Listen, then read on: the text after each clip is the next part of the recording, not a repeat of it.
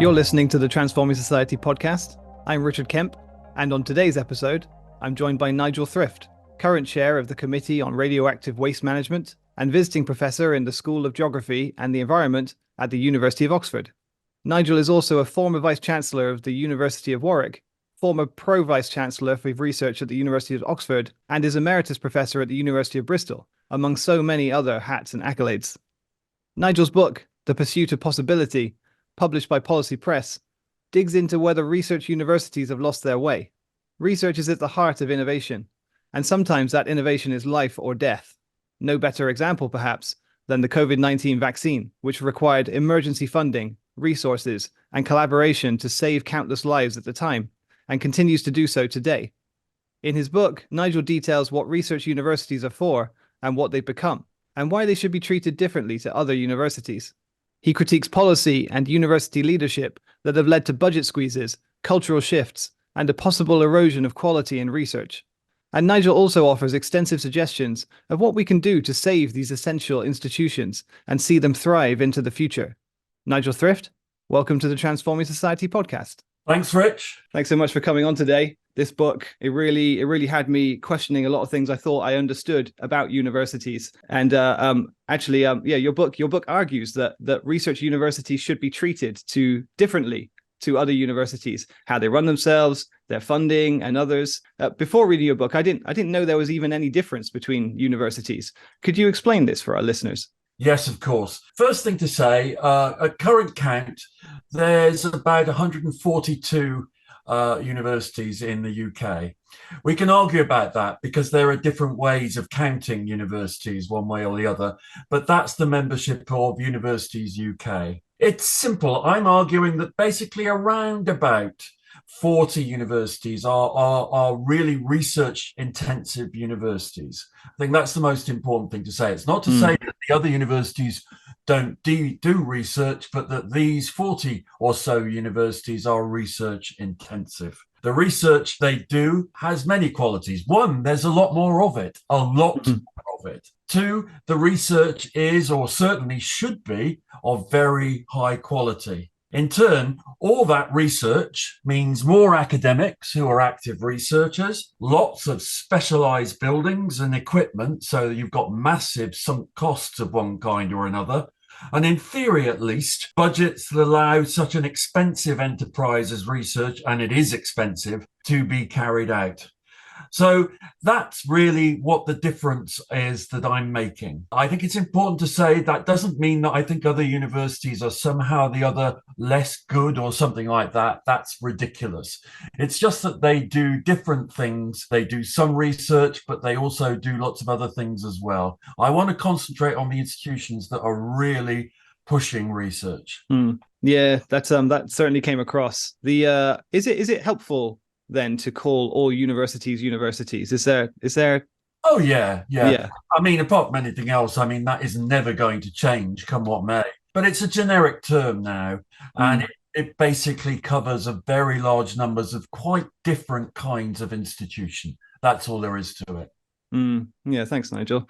We're going to focus on research universities today. So thanks so much for that explanation there. You show that there are three main, because you were talking about that the research is funding intensive, and that you show that there are three main sources for funding for research universities outside of the student populace coming in every year.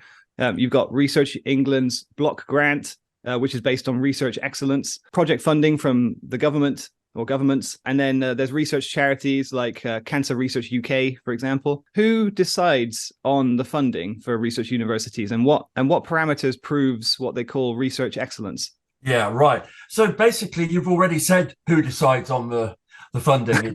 Okay. It's those three bodies. So or those Research England, which is part of UK Research and Innovation, which through its research councils and various other bodies actually does project funding, and then various research charities like Wellcome, for example, which is a very, very large research operation in its own right. What is Wellcome? Sorry, Nigel? It's the Wellcome Trust. It mainly does medical science research, one point or another. Going on from that, though, I think you missed one other funder. That is universities themselves. Okay. So actually, they nowadays spend a large amount of their own money on funding research. Probably around, we can argue about this because how you derive the figures Hmm. is certainly challenged in all sorts of ways, but it could be as much as 4.9 billion that universities themselves are putting into the research pot. Wow. You might ask, well, where's that money coming I was from? about to. Yeah, the other money is coming from either the government or charitable causes. The money in universities basically is mainly coming from international student fees. Mm. So when you said research outside of students, that's not exactly true, actually. International students are contributing to the research pot. And therein lies a bit of a problem, which we might come on to later, I think. Hmm. But I think it's important to note that, and that again is interesting. But it means that there's a diverse group of funders, one way or the other, actually, and they're looking for quite different kinds of things a lot of the time. But all of them, I would think, would claim that they were doing excellent research, even if it's research of different kinds. Mm. You'd be surprised if they weren't. I don't think anyone really puts up a sign saying we're not doing very good research.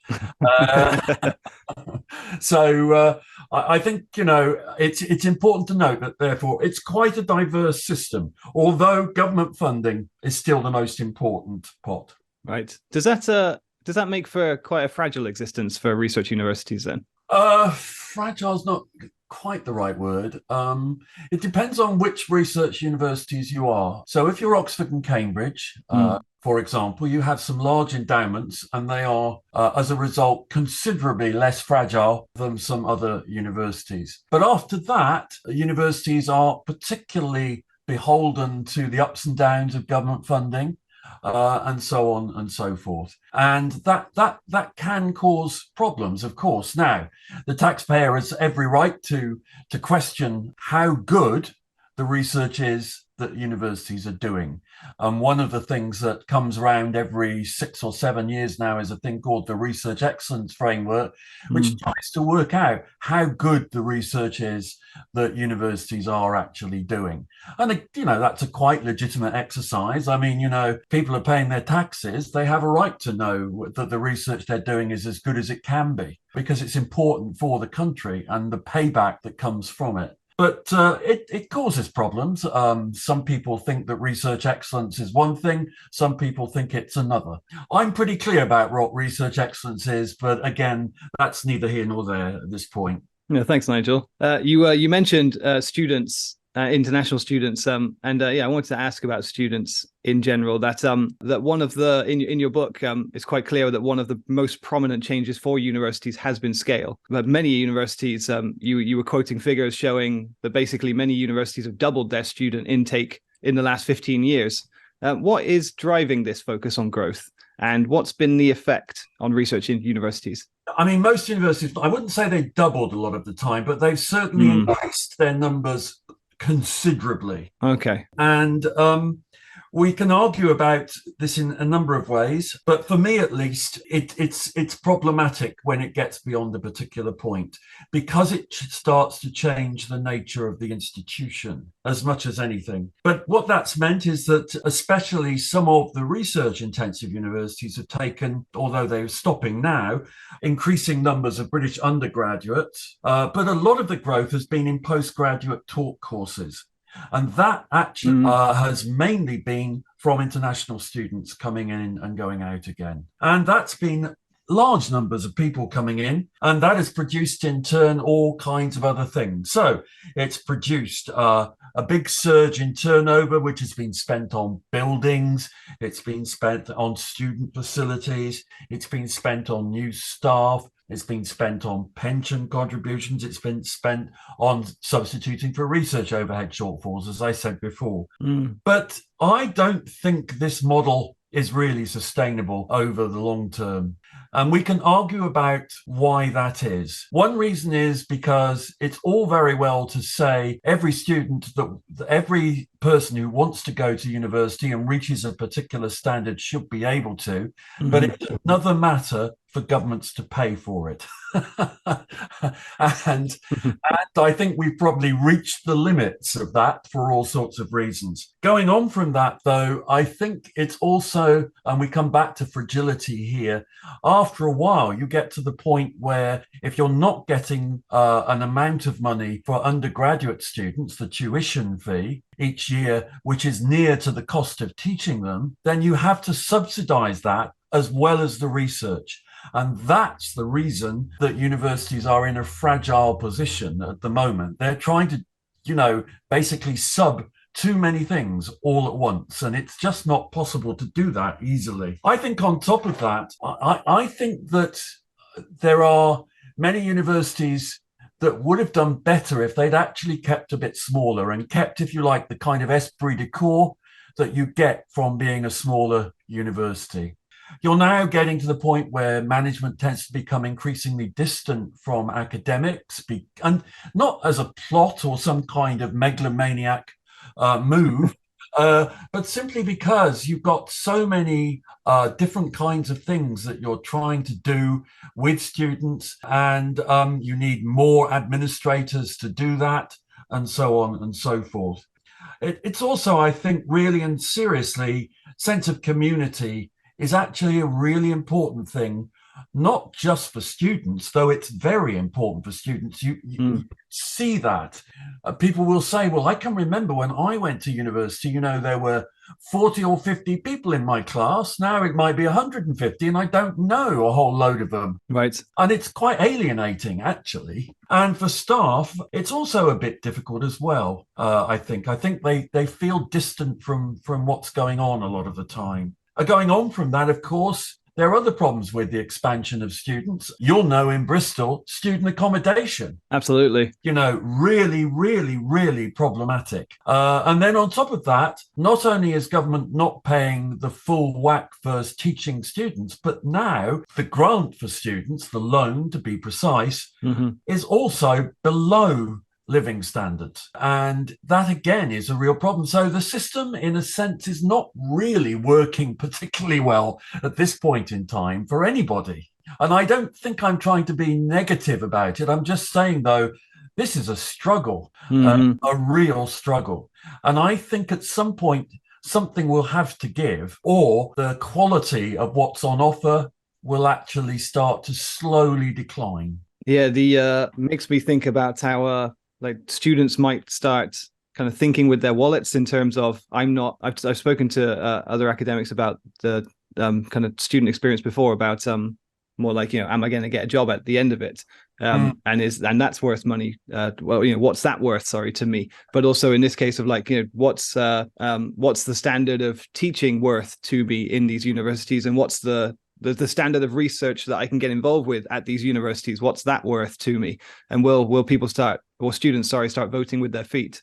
Well, students are starting voting with their feet. There's no doubt about that. I don't think there's, as yet, massive amounts of evidence that students are thinking, right, university's not worth going to, okay? But when they are talking about going to university, they're increasingly going for the more utilitarian subjects, if I can put it that way. That's not knocking these subjects, it's true. Computer science, for example. And I'm not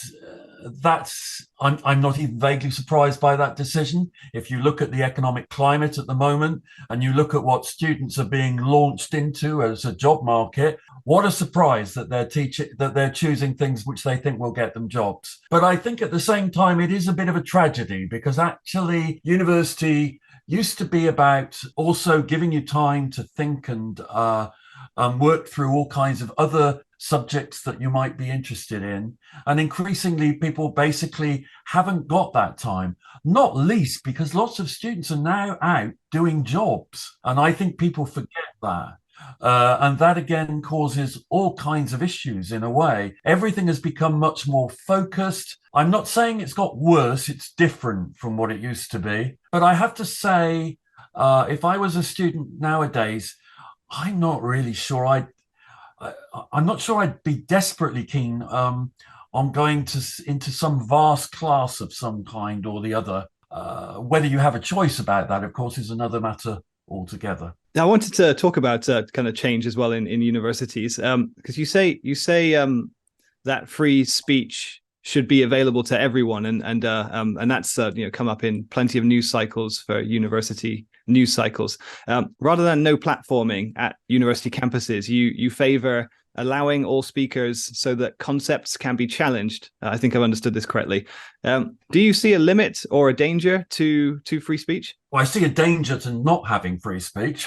Mm-hmm. Let me be very clear about that. But I think the first thing to say, okay, actual documented instances of people being cancelled or no platformed are relatively rare compared to the number of different events that are going on. But the fact is, I think unless someone is sort of trying to incite violence, which anyway is probably illegal, or is doing something which is clearly offensive, and there are people who basically are just trying to be unpleasant for the sake of it, I think you have to let people make their views. And the reason I think that is because I think free speech is at the core of what a university is about. Whole point of universities teaching and research is what I would call disobedient thinking. And that means you're not obedient to anybody. You're not obedient, to current grains of thought, for example. You're challenging them as much as you are older currents of thought. And I think that's important to note. You're not there as a university to confirm people's prejudices. And teaching shouldn't be about that. It would be disastrous if it was. And that means that sometimes you're going to make people uncomfortable. And again, I think you have to be sensitive to that fact. Let me be very clear.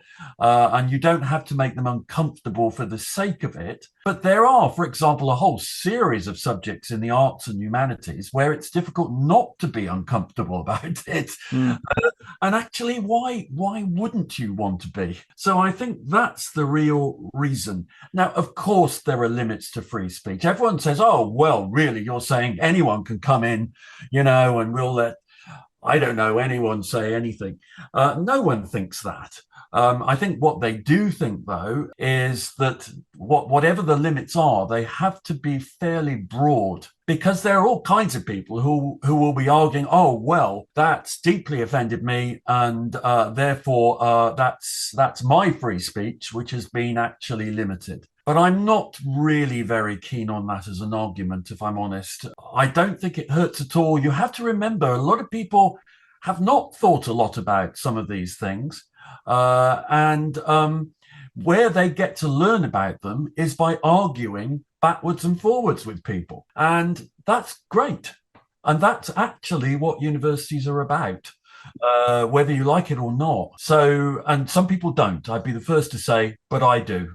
You were saying earlier about the kind of the way that students are coming to university now, they're more likely to kind of hone in on a subject and not necessarily broaden their horizons by going to university, but focusing more on the thing that they've come to university for. Is that changing the culture of the university, where you might go to debate ideas, the entire time that you're at university, and get uncomfortable, and and come out on the other side with kind of a richer view, in so many ways, including ways that you still might disagree with, but at least you kind of understand them more? First thing to say is, I don't think that university's there just to make people uncomfortable, okay? I mean, I think we can go too far with this. I don't think, the average physics lecture really is trying to make people uncomfortable in that kind of way. But it's just that when particular issues come up that do make people uncomfortable, you need to talk them through, not just say, oh, no. So I think that's important. Going on from that, I'm not really sure. I'm not teaching in universities anymore, so I don't have the face-to-face experience of this. But my sense is that students are just as keen on getting ideas and so on and so forth. But the problem is the way they get them is now narrowed. And the result is they're getting them in all kinds of ways which might not always be the greatest ways they could get them. Mm-hmm. And I'm not saying that things like TikTok can't be used to produce ideas, but I don't think they're really at the forefront of what one would want to do in this area. And I think the real tragedy as well is there are so many great things you can learn. And I want institutions which still allow students to be able to do that and feel that actually they don't just have to knuckle down and get through this, that, and the other and get out the other end. That's more difficult than it used to be. When I was a student myself I went to university in the early 2000s, and I found that too, that it was, by that point, it was more of a you're here to study your subject and come out the other end, to use that phrase, with your degree, and therefore get into the job market. And that wasn't what I was as a teenager before I got into university. That wasn't what I was expecting. And I when I got to university, I thought, oh, maybe I was being naive then about what to expect. But it sounds like, from what you're saying, that it was more kind of a place to challenge yourself more than get so specific about one thing. Used to be. I mean, yes, it used to be, for example, and I still like this. I mean, I did a degree where you did 3 subjects in the first year, 2 in the second, and 1 in the third. Oh, wow.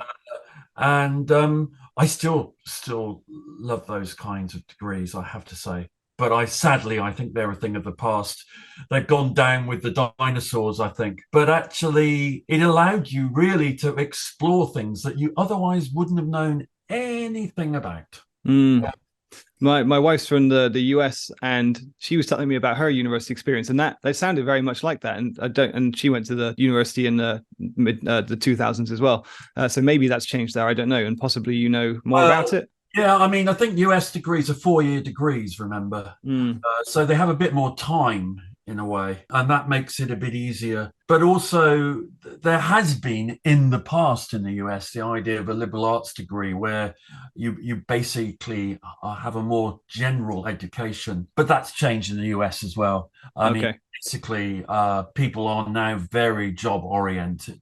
In fact, probably more than in the UK at the moment. But it's difficult to judge, but I wouldn't be surprised if that was the case. As I want to be underlined again, I don't blame students for this. Of course. I really don't. I mean, but I do think, for example, one could shoehorn in some courses.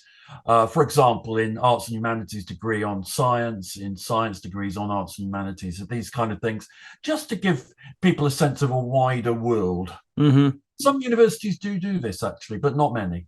All right. Thank you, Nigel.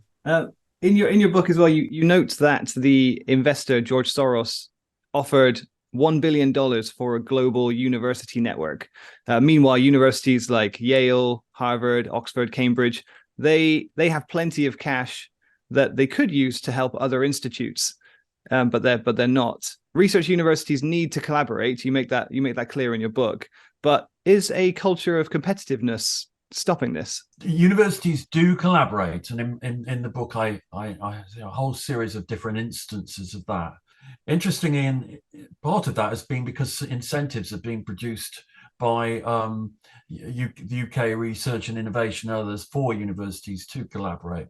It is difficult because universities are, if you like, in competition with each other, and also they're cooperating with each other. There's this awful word coopetition, which is used to talk about that. But I think increasingly it's going to be the case that universities will have to cooperate more. They're already cooperating over shared facilities.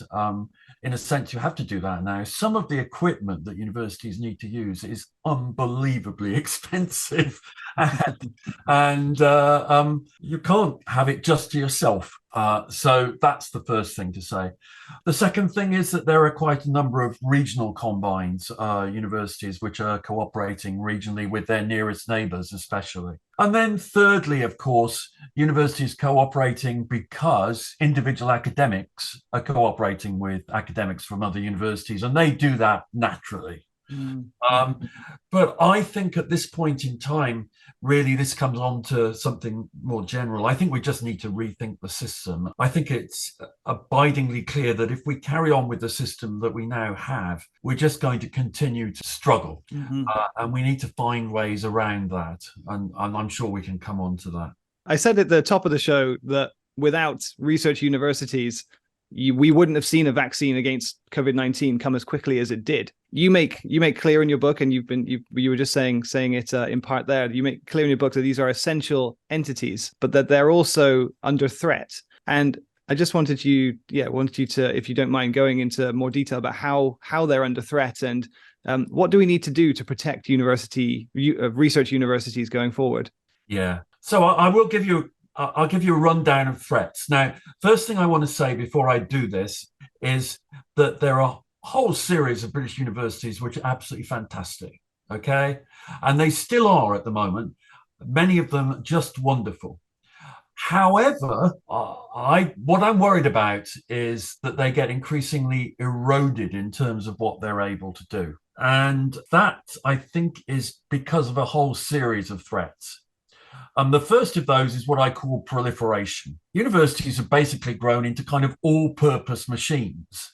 You may not see this, but actually universities are doing practically everything at this point in time. I just went through the list: attracting foreign direct investment, becoming civic leaders and regional mainstays and prime movers in levelling up, boosting community connectedness and general social capital, providing major cultural services, the art galleries and so on, all of the other kinds of things, investing in mental health. That used to be an NHS responsibility, but increasingly it's become a university responsibility. Training apprentices, birthing startups, investing in business accelerators, plugging gaps in the student maintenance system, promoting access and social mobility, working with schools, vast numbers of different things. And each of those has their own bureaucracies associated with them, by the way.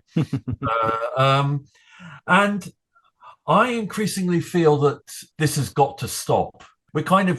We're starting to dilute the purpose of the university as we carry on picking up more and more things. And I think as well, actually, it's also because basically, in some ways, universities are being seen as, a solution when there's no money. Right. So what you say is right. So we can't do this. It's proving incredibly difficult. We'll get universities to do it. Now I know that's unfair, but not that unfair. It's really a problem in that sense. It's also a problem that increasingly universities are made up of different kinds of bureaucracies, each fighting their own corner. And again, I'm not sure that that's massively healthy, I have to say. There's a management dictum which is used in business: focus on what you do best and execute ruthlessly. The trouble is, if you're trying to do best on so many different kinds of things, it becomes very difficult to execute. Right. And I think universities do the best job they can with this, and some of them on some things doing remarkable jobs. But I think there needs at least to be, at some point, a meeting where everyone gets a list of all the things they're doing and says, do we really need to do that?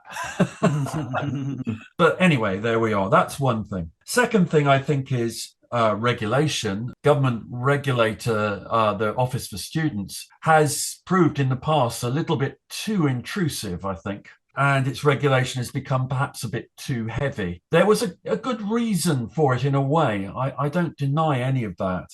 And I have some sympathy with the Office for Students because of that. But at the same time, I think the problem they faced was that they moved into examining processes rather than outputs. Right. And as you do that, you become more and more involved in telling people what to do about this and what to do about this and what to do about that. And I think that can be very problematic. And interestingly, the Office for Students, as I understand it, is starting to move away from that kind of model and going back to simply looking at outcomes. And I'd like to think that that's the model that regulators should be using generally anyway. but also a body like UKRI, UK Research and Innovation, should be using as well. Otherwise, you basically sink into a mire over time. And I don't think that's good for anyone, actually, for anyone. So I think that's another threat. So that kind of mimics or mirrors your view on research excellence as well, knowing that student output should be before processes in the same way that we should be looking at research output. The reason being that universities there'll be different universities will do things differently. As long as the outcomes are good, I'm not convinced that one needs to be spending a lot of time down in the weeds, if I can put it that way. I think it can be a bit of a problem, actually. But anyway, the argument about this will go on to infinity, I'm sure. Then going on from that, and we've already talked about it, the funding system for English undergraduate students in particular is just not working. And actually, I don't really know of anyone who really thinks it's optimal. There might be people who think, oh, well, we can tweak it and then it can be all right again. But I don't really know of anyone who thinks it's optimal at this point in time. And if we got to a point where 75% of student maintenance loans, or even higher, is being spent on actually somewhere to live, then that seems to me to be slightly problematic. Yeah, indeed.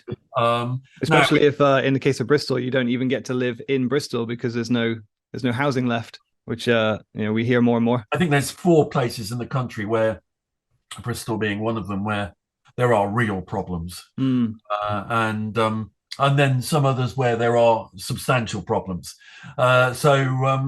Yeah, I think it's right, and it's also that in the book I say, well, part of that might be that we're wedded in England in particular to a model of what students should do, which is go away to university. I'm not really sure that that's necessary a lot of the time, but what it is costly, and that is Definitely. no. And I still think that might be thought about a bit more. Third threat, system for funding research, because universities don't get the full cost of the research grants, the research grants that they're carrying out, and they're subbing that from international student fees. That works to a point, but only to a point. And we can argue about what a full economic cost is, but I think it's a theological argument so far as a podcast is concerned. But at the same time, the fact of the matter is that I think something has to stop at this point. I personally think it would be better to go to 100% overheads and do less research, because you bite the bullet at that point and then you start again. I think anything else is going to be, in the end, we will just carry on. This has been a continual plaint in universities over what, 20, 30 years? I would think at least. God, wow. I was on a committee back in the mists of time, which was looking at this. So, I mean, it never goes away. Yes.